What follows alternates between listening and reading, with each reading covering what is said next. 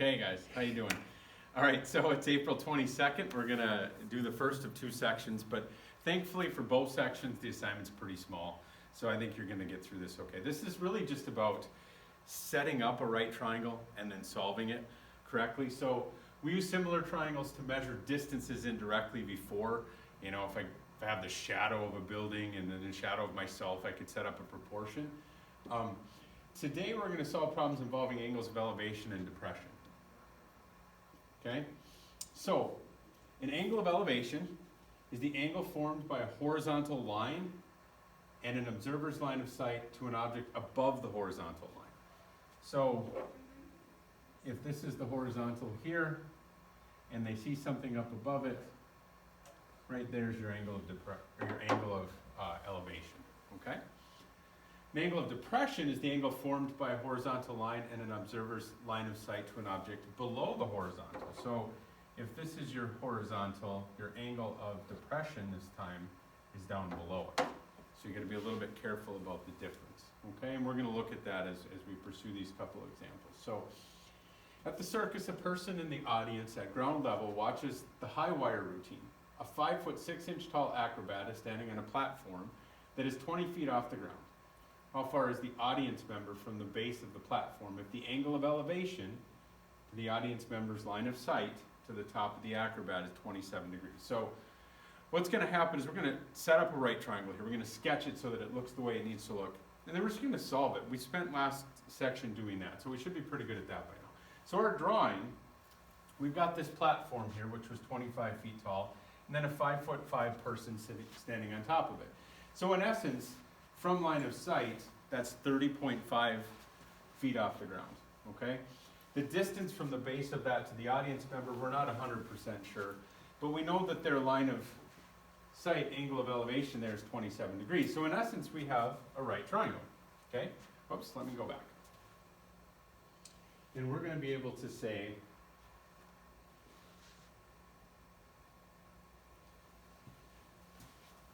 starting with the given angle 27 degrees, we know the opposite distance, and the adjacent is what we're trying to find. Opposite and adjacent, if you recall from last section, is tangent.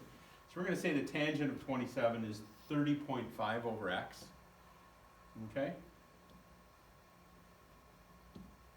And then we just have to solve. So if you remember, guys, maybe multiply both sides by x here.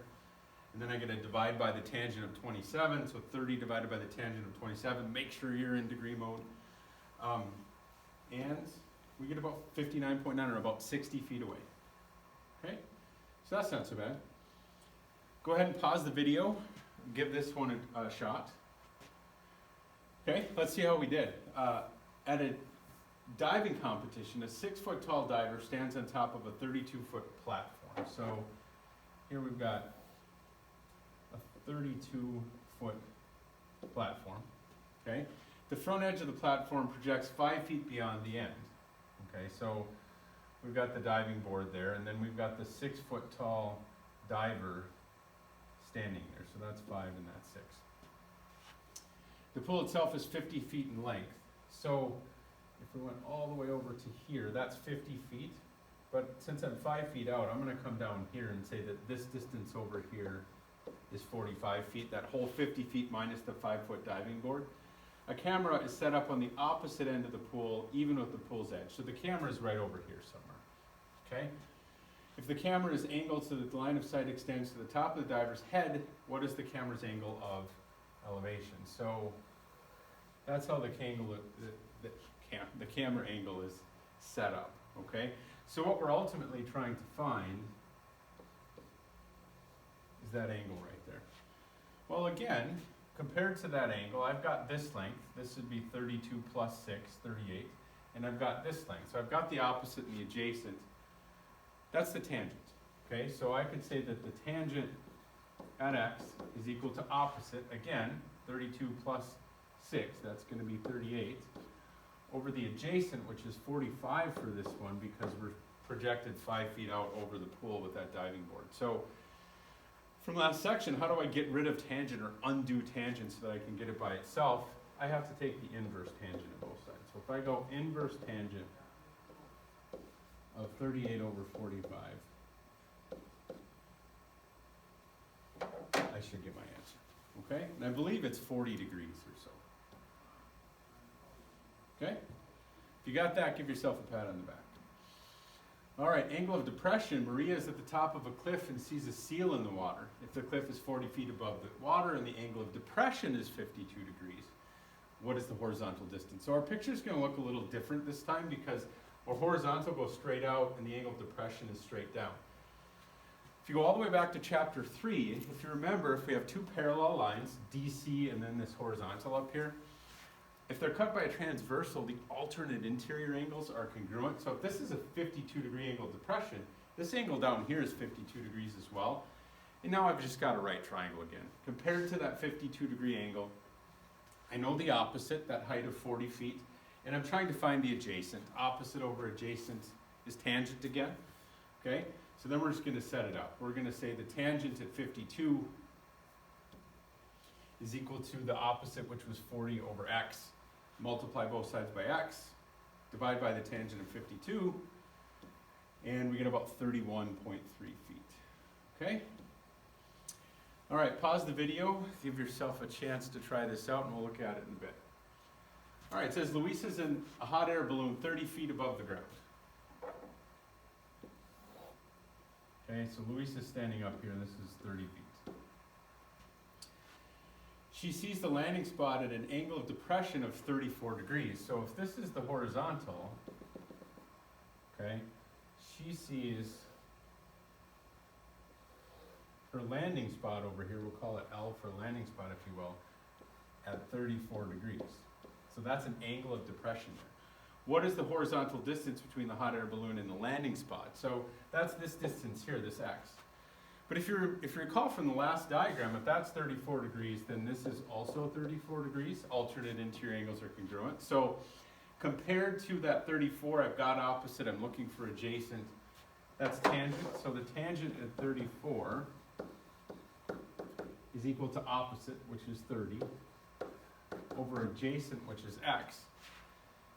If I want to get x by itself, then I'm going to get 30 divided by the tangent of 34. And if I type that into my calculator correctly, I should get about 44 feet. Okay? The key to these is setting up the diagram correctly. You set up the diagram correctly, and this is just solving a triangle one more time. Okay? I think we have one more example, one for us to do and then one for you to try. All right, Vernon is on the top deck of a cruise ship and observes two dolphins following each other directly away from the ship at a straight line. Vernon's position is 154 meters above sea level, and we see that here. And the angles of depression for the two dolphins are 35 degrees and 36 degrees respectively. Okay, so this angle right here is 35 degrees. Okay, and this angle right here is 36 degrees. Okay, and we're supposed to find the distance between the two dolphins. Well, the idea here, you guys, if I let that entire distance be x, and I let the distance from K to L here be y, if I take x minus y, I've got that distance between them. Okay, so I just need to look at it as two separate triangles. So if I look at, if I'm trying to find x, I've got this 35 degree angle. I know the opposite's 154 and the adjacent's x. So I could say the tangent of 35 is 154 over x, and I could find that x distance.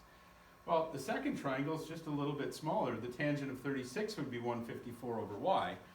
Once I find x and y, I can subtract them to get that distance between the dolphins. So that's precisely what they're going to do here. So the tangent of 35, that's going to be the bigger triangle. The little bit longer one is 154 over JL. So they get about 219.93 meters for that one. And then we're going to say the tangent of 36 is 154 over KL. That was the y that we got on the previous screen. Okay, so they solve there and they get about 211.96. If I subtract that 219 and 211, I've got the distance between the dolphins, about 8 meters. Okay, all right, pause your video, give this a shot, and then we'll sketch it out together. All right, Madison looks out her second floor window, 15 feet above the ground. Okay, so the ground is here, Madison's up here, that's 15 feet. Okay, and so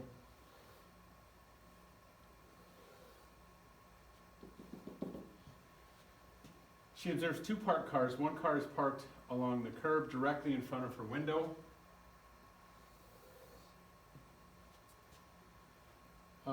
And the other one's across the street. Okay, the angles of pressure are 17 and 31 degrees. So if this is 17 degrees here, then this is a 17 degree angle inside. If the angle from here to here is 31 degrees, then this is a 31 degree angle here. Okay, and we're going to do something pretty similar. We're going to look for that distance y right here. Okay, and then our distance x will be all the way to the 17, and then we'll subtract them. So I'm going to say the tangent at 17 equals opposite, which is 15, over adjacent, which we'll call that whole length x. Okay? And so, to save you guys a bit of time, I've worked this out in the past.